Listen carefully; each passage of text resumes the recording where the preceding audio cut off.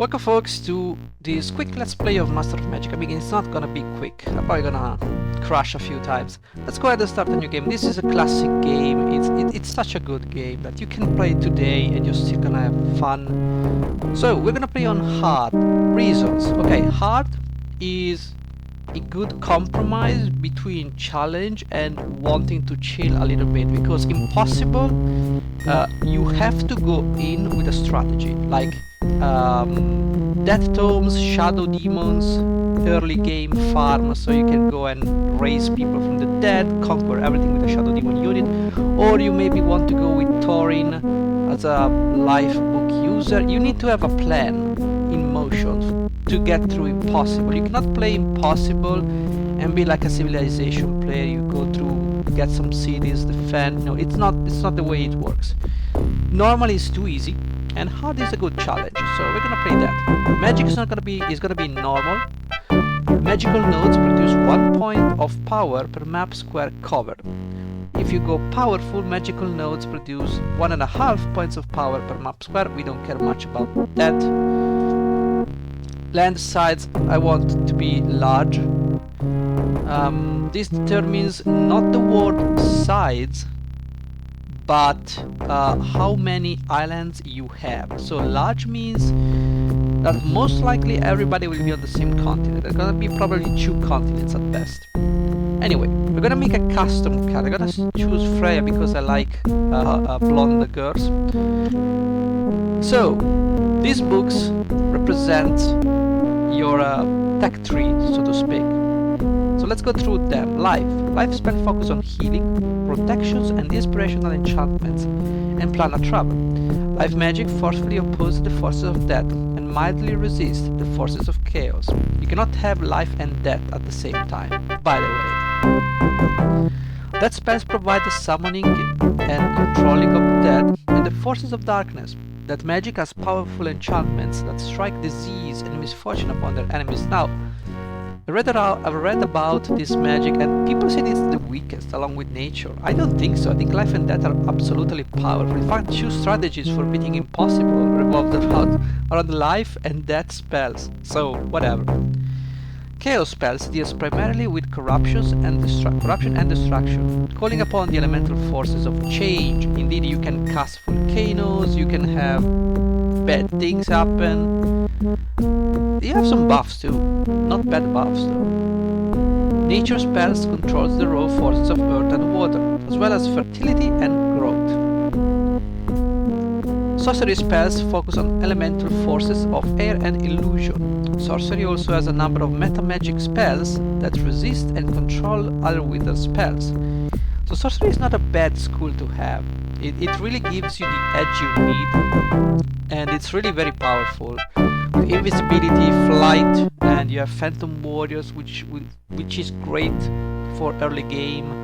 You have resist magic for pushing that resistance. You have a lot of good spells, counter magic, and dispel magic true maybe? I don't know. I think counter magic is absolutely broken. Now, what we're gonna do is I would like to buff my troops. So life and nature are an obvious choice, as they give you. So we're gonna go with 5 and 5. Did I go with 6? I went with 6. So the number of books determine the percentage of spells you get from your school. So having like 5 books is basically means I'm gonna get 50% of the spells from my school of magic. So we're gonna have 5 and 5, and we can pick a trait because we have 1 book left. Alchemy allows the wizard to change gold into mana and mana into gold in a 1-to-1 ratio. Instead of losing half in the exchange process, it gives all units built in cities magic weapon. Now this is good. Now you can beat an alchemist guild, so this is more like an early game strategy. If you beat an alchemist guild, you all start with magic weapons. It's gonna take a while to beat an alchemist guild. Archmage increases the wizard skill by 10 and makes it twice as hard to dispel any of his spells. So this is what I would really love to get. Why? Because I'm gonna buff my units, and and the enemy will probably attempt to dispel the enchantments, so I want them to resist that. Okay, so I want Holy Weapon. I don't need Heroism though, I just want Healing. Bless. Bless is add 3 to the target unit defense and resistance against all death or chaos related spell or monster attacks. It's very situational. I'd rather have Holy Weapon. Bless is the target weapon, allowing them to hit creatures which are immune to non-magical attacks and giving a +1 to hit bonus in combat. That +1 to hit bonus in combat means 10% more chance to hit. I will explain that later. Just Cause increase the fame of the casting wizard by 10 in addition to any other bonuses as long as the spell is in effect. Okay, let's be honest, this is not gonna do much, alright? It's just not gonna. True Light. Bask the entire battlefield in rays of holy light, increasing the attack, defense and resistance of all creatures of life by 1. At the same time, creatures of death lose 1 from their attack, defense and resist. Through light and darkness negate the effect of another. This could be good for fighting undeads. Guardian Spirits. Summons a Guardian Spirit we can meld with Node. This is not a bad investment, to be honest. You know what? I think we can probably go with the Guardian Spirit. Select nature spells. Okay, I don't want War Bears, I want Giant Strength, I want a Wall of Stone for convenience purposes. Water Walking is resist to elements, gives the target and unit increased resistance to the elemental magics of chaos and nature, and improve defense against normal magic range attack. This is a good spell that I would like to get. And of course, as a race, I'm gonna pick the Highmen just because they're a versatile race. We could pick the High Elves for some nice units like Longbowmen and stuff, but Highmen just give you so many units that I feel like we want to go with those. No reason in particular. Canterbury. Ooh, we start with gold nearby. We're not gonna move though. Suddenly it's out of my... I mean, I suppose we can get it as soon as... if we grow. The city does not control work the darkened corners. If a nearby city and this city control the same square, each city receives only half of the square's value. So this is supposed to give me 3 gold. Is there a way I can check how much? Grand Vizier? No. Well, whatever. Because we just have to establish dominance, I'm gonna just pump up the tax per population. So we get a lot of gold. This will increase the unrest, but if we keep our units inside the city, well, for now they're under control. And also I'm gonna build a granary because we do not have food in excess, so we cannot really do anything. What I want to do is deploy an early settler. I'm gonna go with granary, marketplace and farmer markets because those are the basics of your city. And then I'm gonna expand with a settler. So as soon as I get the granary going, I can pump more production here and get this going faster. I also want to pump my mana as much as possible, so we get an early scouting unit. Okay, so this is the research. On turn 1 you get to decide which spell you want to research. I would say of all of these, this all sucks. I will probably go with True Light, if anything. Starfires. I don't know. I think we can go with True Light, to be honest. It's not like we're gonna research it anytime soon. So we can deploy a Magic Spirit, or we can go with a Guardian Spirit. Okay.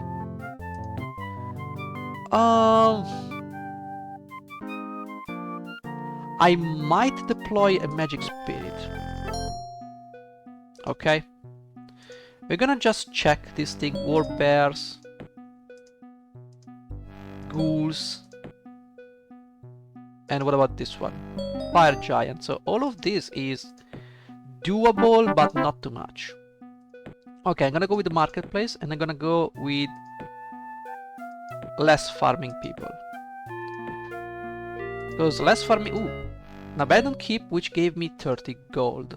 We have -2 food for some reason. Give me the food. There you go. That's much better. Okay, so what I want to do now is really change from mana. I want to go a mix between research and skill. I have enough skill though. I feel like I can go with research for now. Give me something. There you go. That should take care of the research. I don't need much mana in the beginning, unless you're going for a strategy. But what I really want to go with this playthrough is a little bit of a chill experience. So I can already see the site of my second... Ooh, yes, this is the site of my second city. If we press F1, we have the surveyor. Now, Nightshade protects city from spells. And gold gives me 3 gold pieces. Also we have coal, which reduce normal unit cost by 10%. Now the swarms are not great because they give me half the food compared to the grasslands. We also have the water, so if you go and do that, you get a little bit of this, a little bit of that. I think a city over here would be great. But the population limit is absolutely atrocious. So it's either 14 population or 9 population. Now if I go here, 2 and 1, I can get, yes, I can get the Nightshade. So why not? I'm gonna explore around and ruins, okay, skeletons. This is iron ore, reduce normal unit cost by 5%, okay. We have 1 food and we have 1 unrest. I want to buy the marketplace, I want to wait for turns. Okay. Now what I want to do is go for a farmer market. Because we have unrest, it might be best if I just bought this unit for just a little bit of safekeeping of the city. I just want to remove that unrest. If anything. Does it work? No, it doesn't. Might as well buy another one. Teria the Thief. Yes, please. Go. Okay, so we have a mysterious cave. Okay. Now we have no unrest. I think we need to buy the farmer market and probably push some more food. Yes. Okay, here we have Hydras. Now let's take a look, see who we got.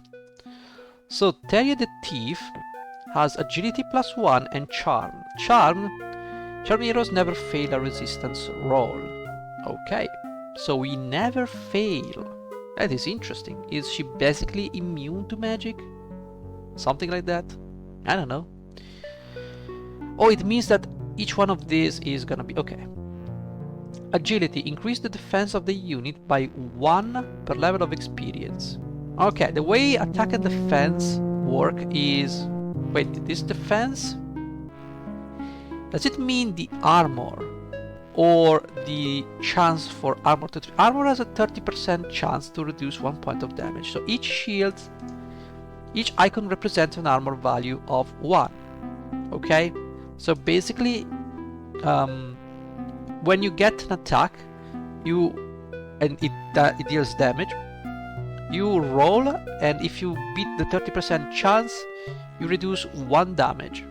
Then you go for the second armor, and so forth. So each one of these, we have a maximum potential of reducing 6 points of damage with a 30% chance. And we have a melee, which I think it's 40% to score damage. So it works the same. You roll 5 times with a 40% chance to deal 1 point of damage, or it's 50% chance, or 30. I don't remember specifically. So it goes without saying that unit with more with a higher stack counts for this instance, spearmen have 8 units, which means they deal 8 points of damage. Swordsmen have 6 units and they deal 4 times 6, which means 24 attacks. So technically, swordsmen are much more powerful than spearmen. However, if you lose one swordman, you lose 4 attacks. So from 24 you go to 20. You lose half of them, you go to 12. Okay? But somehow swordsmen, I find them really iffy because, I don't know. Sometimes it is just what it is. I'm gonna keep going a little bit here. Okay, we've explored quite a good amount of this land. Just want to make sure I explore this area too. It's a huge ass continent, so... And we have a lot of money. But until we get... Ooh. Okay, we have 4 swordsmen here from a nomad city. I don't really want to conquer that right now. Ooh, just go spell. Isn't that lucky? Alright, so... I cannot do anything, like literally anything. Okay, get me that farmer market. And now I want some settlers. I want to create an outpost where I want the outpost. Okay. I feel like the war bears can be defeated by my troops. Now the problem is I cannot leave my... Well, I could lower the taxes. Good, we got the spell done. So... I think Starfires could be an interesting choice because we have skeletons. Okay. We have 5 foods. Do we need all that food? No. Just get the settler going. I want them as soon as possible. We're gonna take a couple of units with them. And we're gonna deploy over here. Now because we have unrest, I'd rather have the taxes like that. Okay, perfect. Now we need to change, and I would like to get me some... let's see, what can we go for? Library could be good, but stables. Stables gives me something decent. I want to go with stables. Reason being, we can go with some cavalry units. And... oh, research. We can get some... Heroism is not bad. Let's get these spells out of the way as soon as possible. Okay, what do we have here? Phantom Beast. Well, shit. Okay, build the city. So yes, maximum population of 14. We eventually get to patrol. Just stay in this city, just in case some roving creatures come about. And I think on this note, now we can go with a couple of more minutes. Let's see if we can get something done. Squeeze in a couple of more minutes. Right, so... spell magic. What do we have here? Phantom Beast. We could potentially do that if we had, like, archers. We could take care of those things. We could also buy some stables. Teria has made a level. Fantastic. She gained 1 level. I'm proud of you for doing absolutely nothing. Oh, look at that. So it seems my choice of taking Starfires really paid off. Library would be great. But then again, I want to get that city, so cavalry could be more useful here. Oh, there is food. Oh man. Oh man. I mean, I wouldn't mind cavalry. The truth is, I want some more settlers. What is this? Or okay. We might not need the settlers. We can go with cavalry. So we found this city. we can take this city by building more cavalry.